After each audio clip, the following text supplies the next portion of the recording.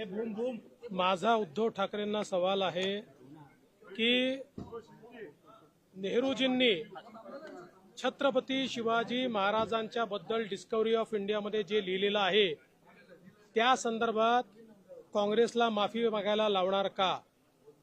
काँग्रेसने ज्या प्रकारे मध्य प्रदेशमध्ये छत्रपती शिवाजी महाराजांचा पुतळा बुलडोजर लावून त्या ठिकाणी तोडला, त्याच्यावर शरद पवार साहेब आणि उद्धव ठाकरे साहेब का मुख गिळून बसले आहेत?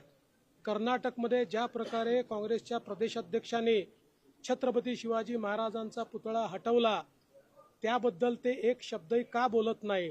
पहिले याचं उत्तर दिलं पाहिजे.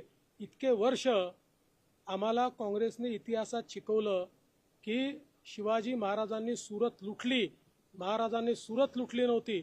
महाराजांनी केवळ स्वराज्याचा खजिना हा त्या ठिकाणी